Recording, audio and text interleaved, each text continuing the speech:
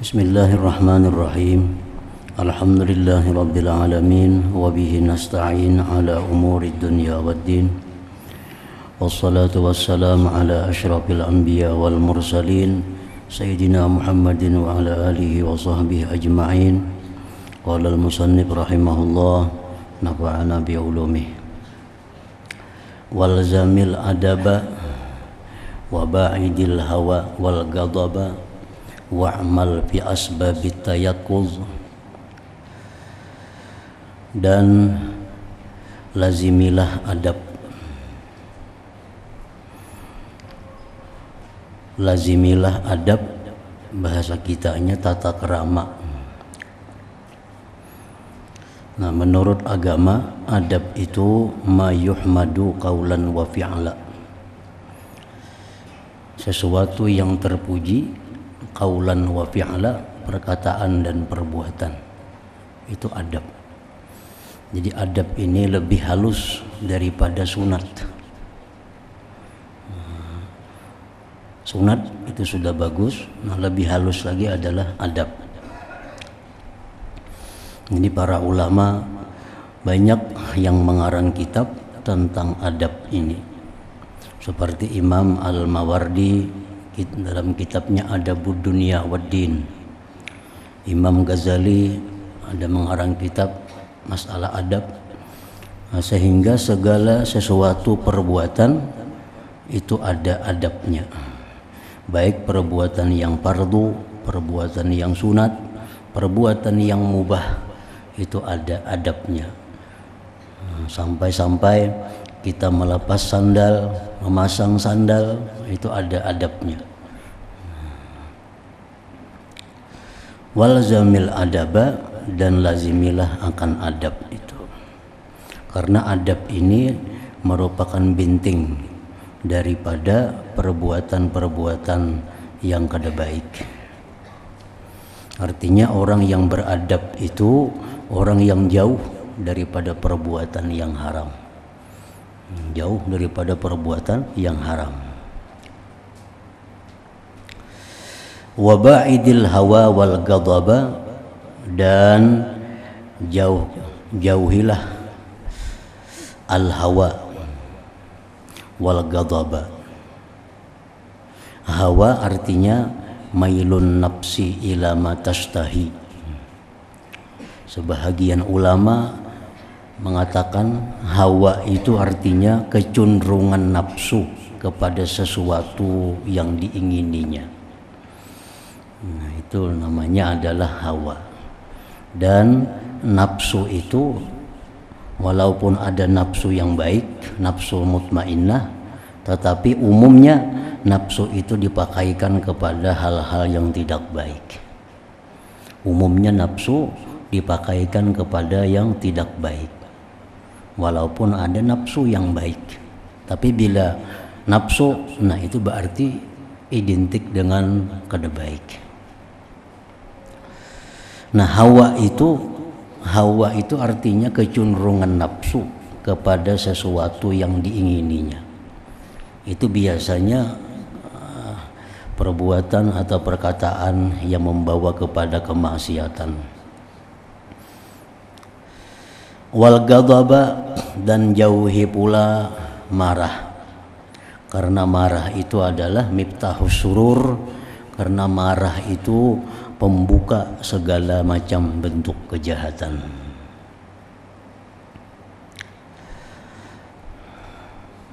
Wa'mal bi asbabit tayakkuz, dan beramallah, berbuatlah atau lakukanlah pada sebab-sebab bangun. Nah, sebab-sebab jaga. Sebab-sebab jaganya seseorang itu antara lain ta'allum, belajar. Belajar itu sebab terbangunnya seseorang dari tidurnya. Ta'allum. Yang kedua, tafakkur. Tafakkur itu sebab jaganya seseorang. Dulunya lalai, dulunya lupa. Setelah tafakkur lalu sadar. Nah, itu tayakuz. Mukhalatatus salihin, bergaul dengan orang-orang baik, itu merupakan sebab terbangunnya seseorang. Dulunya lalai, dulunya rusak, lalu berkawan dengan orang yang baik, akhirnya jaga, sadar. Sebab tayakuz lagi adalah i'tibar, mau ma'iktibar, artinya mau mengambil pelajaran dari kejadian-kejadian yang ada. Itu sebab jaganya seseorang juga, seperti memandikan mayat. Nah, itu termasuk sebab jaganya seseorang. Asal ma'iktibar, memandikan mayat, apalagi mengantar jenazah ke kubur atau ziarah kubur. Nah, itu semuaan adalah kalau diiktibar, kalau dijadikan pelajaran, maka itu semuaan sebab tayakuz, sebab bangun seseorang dari lupanya, dari lalainya.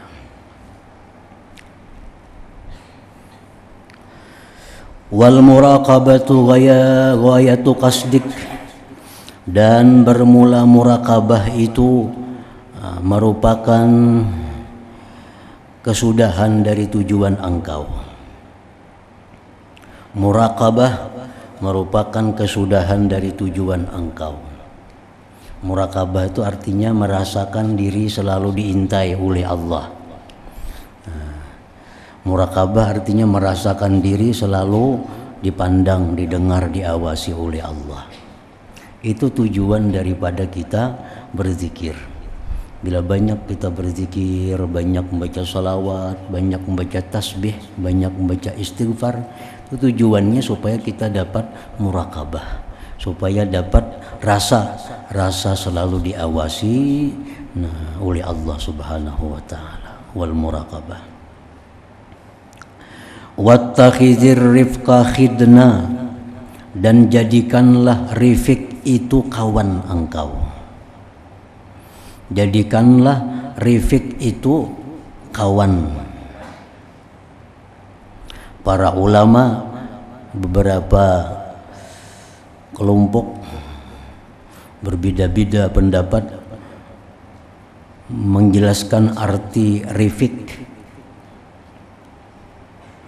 Imam Sufyan Tsauri mengatakan ar-rifqu, rifik itu jarsidin antaka al-umura mawadhi'aha, bahwa engkau menempatkan perkara-perkara itu pada tempatnya.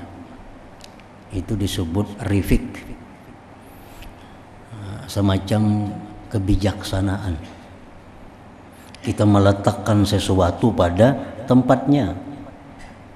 Macam kopiah andaknya di kepala, itu kan. Nah, itu sandal di batis andaknya. Itu ngarannya rifik. Asyiddatu fi maudhi'iha wallinu fi maudhi'ihi. Keras, tegas, pada tempatnya kita harus tegas, ada tempatnya kita harus keras. Lembut pada tempatnya, ada lembut pada tempatnya. Di sini kita kada baik amun tegas, di sini kita kada baik kalau nya keras, di sini mesti sikap lembut.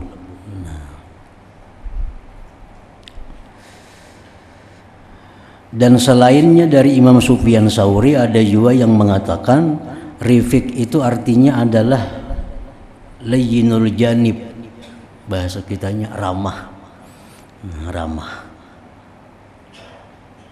bil qaul wal fi'il, ramah dalam berkata berbuat. Perkataan yang ramah, perbuatan yang ramah.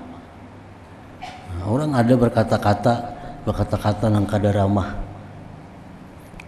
Ada sudah menjadi kebiasaan kata-kata orang itu selalu kada ramah.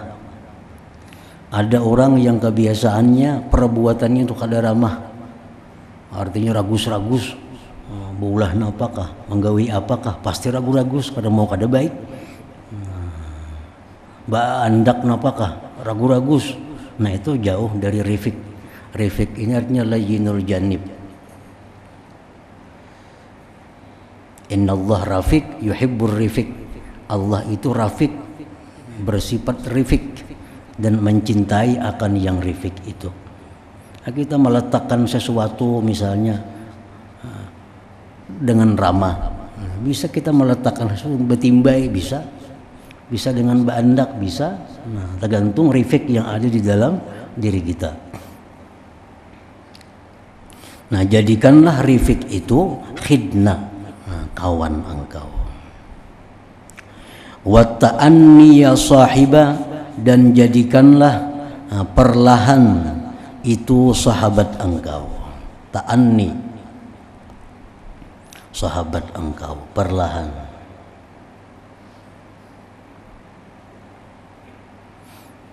Di dalam Al-Quran disebutkan Allah menciptakan langit dan bumi ini 6 hari, fi sittati ayyam. Padahal Tuhan mampu menciptakan langit bumi ini sekaligus, mampu, kuasa. Jadi langit bumi sekaligus. Nah, cuma Allah jadikan langit bumi ini perlahan 6 hari.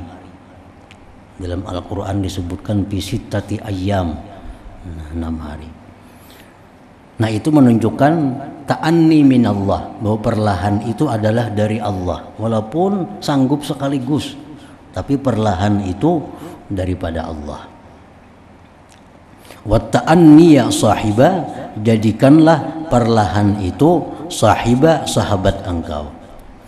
Artinya perlahan itu kita bisa mengatur mana yang dahulu, mana yang didahulukan, mana yang dinomor duakan, mana yang nomor 3. Nah, itu bisa kalau dengan perlahan. Kita bisa tadabbur dengan Quran yang kita baca kalau kita perlahan. Nah, coba kalau kita belaju-laju membaca, kada sempat lagi tadabbur apa alhamdulillah itu, kada sempat lagi tadabbur apa ar-rahmanir rahim kalau kita ajalah cepat. Nah, makanya ada hadis mengatakan at-ta'anni minallah, perlahan itu dari Allah, dan ajalah itu minas syaitan, dari syaitan. Di dalam hadis disebutkan, nah kecuali ada beberapa hal yang kita disuruh cepat. Artinya jangan perlahan, jangan saling berpikir, jangan saling berpikir panjang dalam 5 hal. Nah, di sini lebih baik cepat daripada perlahan. Yang pertama, it'amut ta'am, memberikan makanan kepada orang yang memerlukan makanan. Ada orang misal memerlukan makanan, perlahan dulu. Nah, itu kada bagus. Lebih baik segera beri makan ini orang. It'amut ta'am. Yang kedua, apalagi dalam hadis Tirmidzi disebutkan wa tajhizul mayyit, melaksanakan jenazah. Begitu sudah pasti ini sudah mati, sudah meninggal, nah laksanakan segera. Kada perlu menunggu-nunggu orang nang kada perlu ditunggu. Laksanakan segera. Memandikannya, mengafankannya, menyembahyangkannya, menguburkannya segera. Yang ketiga, wa tazwijul bikir, mengawinkan orang yang bujang. Bila sudah sampai umur, nah segera dikawinkan. Ada perlu banyak pikiran. Mungkin mau kawin kayak apa, kena mau ungkusi kayak apa, kada perlu pikir itu tuh urusan Allah Ta'ala, urusan mau ungkusin itu. Apa kena usaha kalau sudah anak kawin. Nah, itu jangan, kalau memikirkan itu kada disuruh. Bila sampai umur untuk kawin.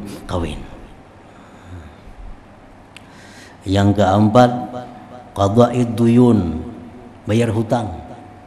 Suruh segera walaupun belum sampai tempo. Tanggal 30 nih tempo bayar hutang. Tanggal 20 duit sudah dapat, nah bayari. Jangan menunggu sampai tempo. Itu segera. Yang kelima, wa taubah minadz dzambi, tobat dari dosa. Nah, tobat itu pun segera, jangan berlambat, jangan perlahan. Kalau sudah berbuat dosa, lah kasih tobat artinya. Nah, selain 5 hal itu perlahan. Selain 5 hal itu disuruh kita perlahan. Wa ta'anni ya sahibah. Wassalamata kahfa, jadikanlah keselamatan itu gua engkau. Wal faraga, kelapangan itu jadikanlah ghanimatan keberuntungan. Wad dunya, dan dunia ini jadikanlah matiyatan, tunggangan kendaraan.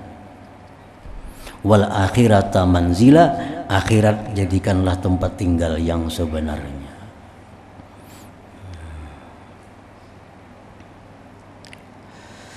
Qala al-Hasan radhiyallahu anhu, berkata Imam Hasan Basri radhiyallahu anhu, Inna Allah Ta'ala lam yaj'al lil mu'min rahatan dunal jannah. Sesungguhnya Allah Ta'ala tidak menjadikan bagi orang yang beriman itu kelapangan selain surga. Jadi kelapangan, kebahagiaan bagi orang yang beriman itu di surga. Sedangkan di dunia ini tidaklah tempat kelapangan bagi orang yang beriman. Karena Allah tidak menjadikan dunia ini kelapangan bagi mereka, bahkan dijadikan Allah penjara.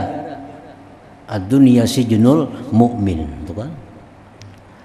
Jadi orang beriman itu selalu ada mengalami kesusahan-kesusahan di dalam dunia ini. Ada yang kesusahan ekonominya, ada yang kesulitan dalam kesehatannya, ada kesusahan dalam pikirannya. Selalu ada menyelimuti kesusahan bagi orang yang beriman di dalam dunia ini. Nah, kelapangan bagi orang beriman itu di akhirat, kena di surga. Wahdhar mawatinal ghaflati, dan jauhilah tempat-tempat kelalaian. Jauhilah tempat-tempat kelalaian. Artinya jangan sekali-kali mendatangi. Kalau kita sedang berada di tempat yang lalai kepada Allah, segera berjauh dari tempat itu. Jangan mendatangi tempat-tempat yang membuat kita lalai daripada Allah, tempat-tempat yang membuat kita lupa dengan Allah Subhanahu wa ta'ala, tempat-tempat yang kadang mendatangkan rahmat bagi kita. Nah, itu disuruh jauhi. Wahdhar mawatinal ghaflah. Dicontohkan seperti pasar, itu tempat lalai. Jarang di pasar orang yang ingat kepada Allah. Makanya kalau ada orang ingat kepada Allah di pasar itu dianggap oleh Allah seseorang yang sangat mulia di sisinya. Karena pasar itu tempat ghaflah, pasar tempat lalai, di mana orang di situ lupa kepada Allah. Kalau ada manusia di pasar itu yang ingat kepada Allah, maka itu manusia yang sangat mulia kedudukannya di sisi Allah Subhanahu wa ta'ala. Wa makhatilal aduwi, dan jauhilah, takutilah perangkap musuh syaitan, maksudnya. Jauhilah perangkap syaitan. Perangkap syaitan itu contohnya seperti marah. Marah itu perangkap syaitan. Karena dengan marah itu, ujar syaitan, aku jadikan manusia seperti bula. Dengan marah itu aku jadikan manusia seperti bula. Ditendang orang ke sana, tendang ke sini. Orang marah bisa berbuat apapun yang dilarang oleh Allah. Orang marah bisa menyumpah, orang marah bisa menggibah, orang marah bisa memfitnah, bahkan orang marah bisa membunuh. Jadi marah itu adalah perangkap syaitan. Wa makhatilal adu. Nah, apalagi perangkap syaitan, khamar, itu perangkap syaitan. Dengan orang minum khamar, nah dia bisa melakukan segala hal yang dilarang oleh Allah. Bisa membunuh, bisa menyumpahi lawan orang tua kuitannya karena minum arak. Kuitan nak dibunuhnya, anak-anak dibunuhnya, rumah bisa dibakarnya. Itu perangkap syaitan.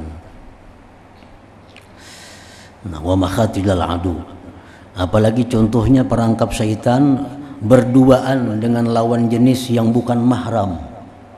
Itu perangkap syaitan. Berduaan dengan lawan jenis yang bukan mahram. Itu perangkap syaitan. Karena di situ pasti syaitan yang ketiganya untuk menggoda kedua-duanya. Wa tarabatil hawa, takutilah durungan hawa. Wa darawatas syahwah, berkubarnya syahwat. Wa amaniyan nafsi, dan angan-angan nafsu. Karena semua itu akan menjatuhkan kita kepada perkara yang dimurkai oleh Allah Subhanahu wa ta'ala. Fa inna Rasulullah sallallahu alaihi wasallam, bahwasanya Rasulullah qal bersabda, a'da'ika nafsuka allati baina jambaika. Musuh paling musuh di antara musuh engkau itu adalah nafsu engkau yang ada di antara tubuh engkau. Musuh itu kan artinya orang yang berusaha mencelakakan kita, itulah musuh. Kalau orang yang ada bermaksud baik dengan kita, itu adalah sahabat. Kalau ada sesuatu yang bermaksud jahat dengan kita, itu adalah musuh. Dan nafsu ini selalu bermaksud kita ini sakit. Nafsu selalu bermaksud kita ini celaka. Nafsu bermaksud selalu kita ini sengsara. Walaupun pada awal-awalnya diiming-imingi oleh suatu kenikmatan, kelezatan. Tapi ujung-ujungnya nafsu pasti membawa kita kepada celaka. Nah, makanya Nabi kita mengatakan sebenarnya musuh kita itu adalah nafsu kita. Dengan sebab nafsu orang bisa ditampiling orang. Kita nih, sebab nafsu bisa ditampiling orang. Sebab nafsu bisa tak penjara. Nah, jadi sebab nafsu bisa ke neraka. Sebab nafsu bisa rugi. Ini berdagang bagus, nafsu hendak tambah lagi, akhirnya bangkrut. Kan banyak orang tuh, orang berdagang bagus, nafsu hendak lagi, buka lagi usaha lain pada dagang apa supaya tambah kaya, buka lagi usaha lain, sekali usaha lain ini yang maulah bangkrut semuaan kada ada lagi, habis rumah nak ada terjual, motor terjual habis. Jadi dulu baik waktu berdagang bagus, karena nafsu hendak membuka usaha lain lagi, atau usaha lain yang disangkakan membawa rezeki, menghabiskan ada. Nah, jadi nafsu ini pasti akibatnya menyengsarakan kita. Nabi kita mengatakan a'da'ik nafsuka allati baina jambaika. Wa inna ma sarat a'da'ik li ta'atika laha, hanya saja jadi itu nafsu tadi musuh yang paling musuh engkau karena engkau taat kepadanya. Kalau musuh lain kita kada mau taat, ini hebatnya nafsu. Kalau ada musuh nyuruh kita ini kita kada mau. Kalau ada musuh nyuruh kita makan ini kita kada wani makan. Musuh bisa beracun nih. Tapi kalau nafsu nyuruh kita ini bisa mau. Nah, maka itu nafsunya musuh yang paling berat. Kita bisa mau apa yang dikehendakinya, padahal musuh. Biasanya kalau orang lain itu musuh kita menghindar. Apa aja yang ditunjuki oleh musuh kita kada mau nurut, karena kita beranggap pasti itu ada bahaya. Nah, tapi kalau nafsu menyuruh kita selalu mau. Makanya disebut Nabi musuh yang paling musuh di antara segala musuh. Wa kullu amrin ishtabaha 'alaika fihil haqq fa'ridhu 'alal kitab was sunnah wal adabis salihah. Tiap-tiap perkara yang tidak jelas atas engkau pada perkara itu kebenaran,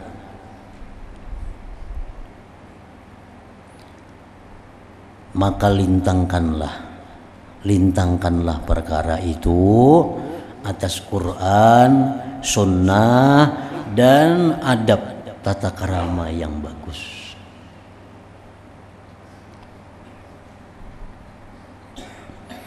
perkara ini baik kada digawi, baik kada dimakan. Lihat ipang di Quran kada jelas, cari ipang di hadis-hadis kada ada juga keterangannya baik kadanya. Nah, periksa di dalam tata kerama. Kalau tata kerama mengatakan bahwa itu bagus, berarti bagus. Fa in khafiya alaika amruhu, jikalau samar atas engkau perkaranya, fa khudz bihi ra'ya man tardadinahu wa aqlah. Jikalau menurut tata kerama kada jelas juga, maka ambillah padanya itu pendapat orang yang kamu ridai agama dan akalnya. Cari pendapat orang yang baik agamanya. Apakah perkara ini bujur, perkara ini membawa kebaikan atau membawa kepada kerusakan artinya. Wa'lam anna 'alal haqqi syahidan biqabulin nafsi lahu. Dan ketahuilah bahwa atas kebenaran ada saksi. Nah, kebenaran itu ada saksi. Apa saksinya? Dengan menerimanya diri bagi kebenaran itu.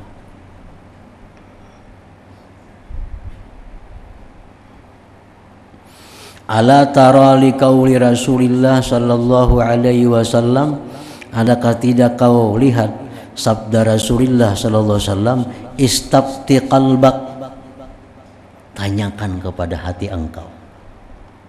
Tanyakan kepada hati engkau. Bagus kada ini? Karena kalau hati itu baik, hati ini masih bersih, maka hati akan memberikan jawaban. Baik kadanya perkara yang kita hadapi ini. Baik diambil atau kada, baik dimakan atau kada. Nah, tanyakan kepada hati engkau. Wa in aftakal muftun, sekalipun memberi fatwa akan engkau oleh orang-orang yang berfatwa, sekalipun fatwa-fatwa para ulama membolehkan. Ujar ulama itu hukumnya boleh. Ujar ulama itu hukumnya kada apa-apa. Tapi jar Nabi, akhirnya tanyakan kepada hati engkau. Apakah itu boleh atau kada, baik atau kada. Nah, ini hadis Nabi yang menyuruh tanyakan hati engkau. Imam Ghazali mengatakan di bawah ini, paling bawah, wa ma'azza misla hadzal qalbi, alangkah jarangnya seperti ini hati. Hati yang seperti itu sangat jarang. Hati yang bisa menjawab pertanyaan kita dengan benar, itu hati yang sudah jarang ada. Karena hati kita ini sudah kemasukan macam-macam perkara yang kada bagus, sehingga kita sulit untuk menanyakan kebenaran kepada hati kita. Walidzalik lam yarud alaihi salam kulla ahad ila fatwal qalbi. Oleh karena itu Rasulullah tidak menjawab tiap-tiap orang kepada fatwa hati.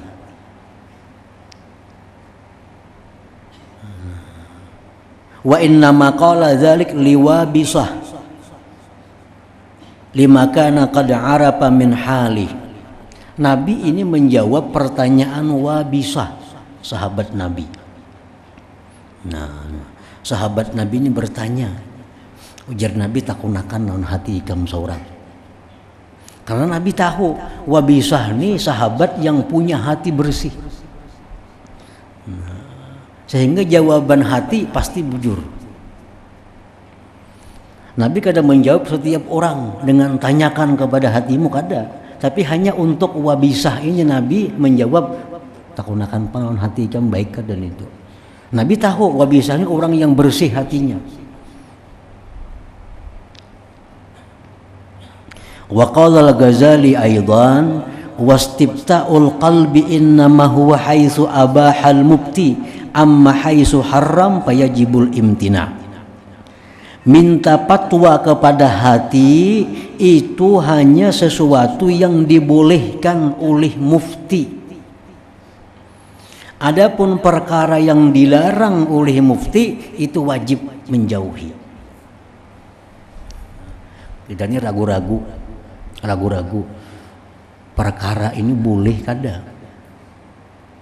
takunakan lawan orang alim. Ja orang alim boleh aja itu. Nah, ja orang alim boleh. Tetap kita takunakan paun hati kita boleh kada. Belajar hati jangan. Nah, walaupun 1000 orang alim madakan boleh ambil hati kita. Tapi kalau mufti berfatwa, orang alim mengatakan itu haram, jangan takunakan lawan hati lagi. Ini apa hukumnya ini nah? Baikkah kadakah? Ujar orang alim itu haram. Itu ambil sudah haram. Jangan bertakun hati lagi. Nah, karena kalau sudah orang alim mengatakan itu haram, itu iya sudah. Kada perlu bertakun lagi kepada hati. Jadi jangan semuaan ditakuni hati ini. Bila orang madahkan boleh, takuni hati. Bujur kada boleh nih tuh. Nah, tapi kalau orang lain mengatakan itu haram, ambil sudah haram. Ada usah lagi ditakuni hati. Nah, itu syaratnya pertama itu. Jadi yang berlaku tanyakan kepada hati engkau. Itu urusan yang boleh. Kalau urusan yang haram, itu kan usah bertakun lawan hati. Nyata sudah haram itu. Yang kedua, summa la naqulu ala kulli qalbin. Kami tidak mengatakan bahwa hati yang bisa ditanya itu seluruh hati manusia. Ada hati-hatinya. Parubba qalbin muwaswisin yanfi kulla syai' wa rubba qalbin mutasahilin yatiru ila kulli syai' fala i'tibara bihadzainil qalbain. Nah, ada hati yang waswis, yang menafikan tiap-tiap sesuatu. Ada hati yang meremehkan, yang bisa terbang kepada tiap-tiap sesuatu. Nah, hati seperti ini hati yang kada bisa dipakai. Wa innamal i'tibar, hanya saja yang dipandang itu biqalbil alim, dengan hati orang alim al-muwaffaq, yang diberi taufik oleh Allah Subhanahu wa taala lidaqaiqil ahwal, untuk mengetahui hal-hal yang kecil. Bahwal mihaqqu, itulah hati yang menjadi batu ujian. Alladzi yumtahanu bihi haqaiqul umur, yang diuji dengannya hakikat perkara. Wa ma'azza hadzal qalba, alangkah jarangnya ada hati yang seperti itu. Nah, jadi sebenarnya kebenaran itu ada dalam hati kita. Kalau hati kita ini bersih, nah sebenarnya kada perlu hukum, kada perlu Quran, hadis, kada perlu ulama. Kalau hati kita bersih, kalau itu bujur, hati pasti kuntak. Kalau itu salah, hati pasti menegur, jangan. Nah, tapi karena hati kita ini kada bersih, hati kita banyak kemasukan perkara-perkara macam-macam, lalu kada kau dipercaya lagi hati kita. Kada kau dipercaya, sehingga perlu kepada Al-Qur'an, perlu kepada hadis, perlu kepada fatwa-fatwa ulama. Karena hati kita kada kau lagi dijadikan pedoman kita. Nah, lain wabisa sahabat Nabi ini, Nabi tahu hatinya masih bersih. Begitu bertakun lawan Nabi, ya Nabi takuni hati ikam. Bagus keadaan itu. Nah, Nabi tahu ini wabisa hatinya bersih. Hatinya kawa dijadikan batu ujian untuk mengetahui mana yang bujur, mana yang salah.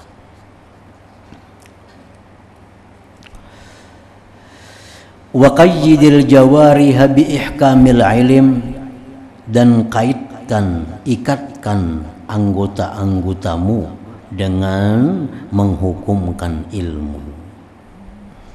Artinya di bawah ini nomor 1, la tuharrik jarihatan min jawarihik, jangan kamu gerakkan anggota dari anggota-anggota engkau, illa ayyakuna ladaika ilmun, sehingga ada di sisi engkau ilmu, minasyari'il hakim, daripada Allah Subhanahu wa taala, bijawazi ma taf'aluhu wa sihhati, dengan bolehnya yang kamu lakukan dan sahnya. Itu artinya ikat anggota engkau dengan ilmu. Jangan kau lepas anggota sebelum kau ketahui bahwa itu boleh sah menurut Allah Subhanahu wa ta'ala.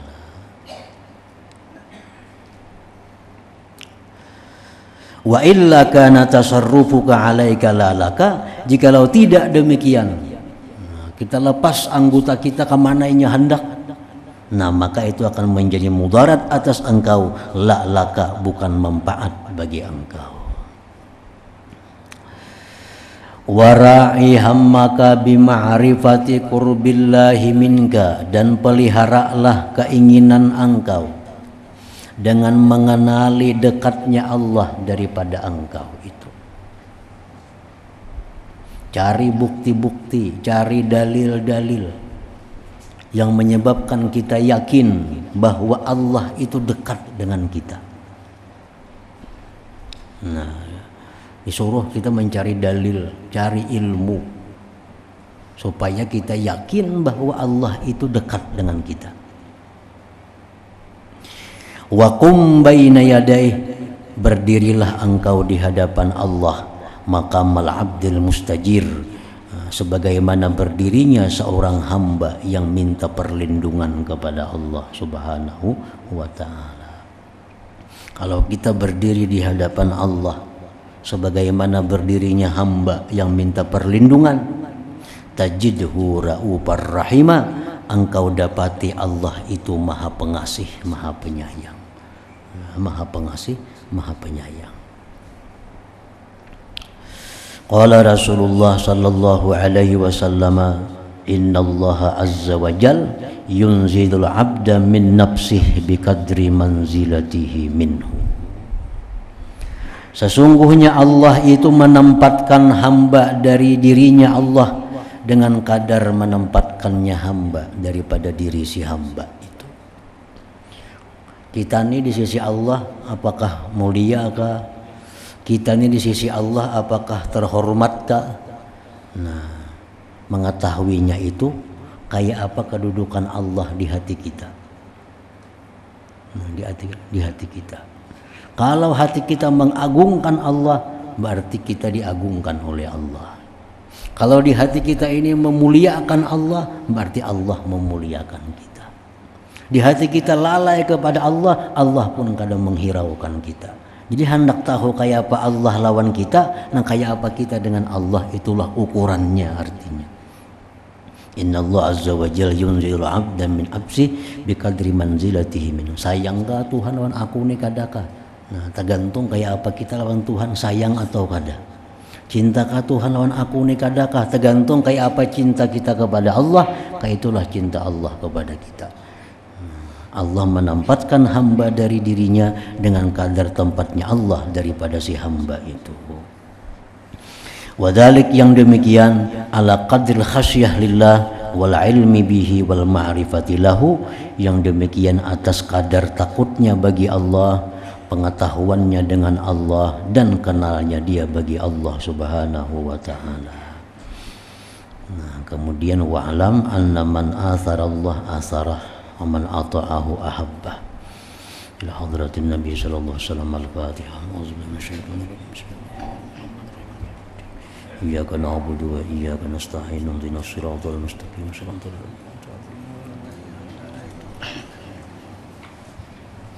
Bismillahirrahmanirrahim. Alhamdulillahirabbil alamin wassalatu wassalamu ala asyrofil anbiya'i wal mursalin wa ala alihi wa sahbihi ajmain. Allahumma inna nas'aluka ridhaka wal jannah wa na'udzu bika wa na'udzu innaka afuwwun karim tuhibbul afwa fa'fu 'anna wa walidina wa li jami'il muslimin wal muslimat wal mu'minat. Sallallahu ala sayyidina Muhammadin wa alihi wasallam. Walhamdulillahirabbil alamin.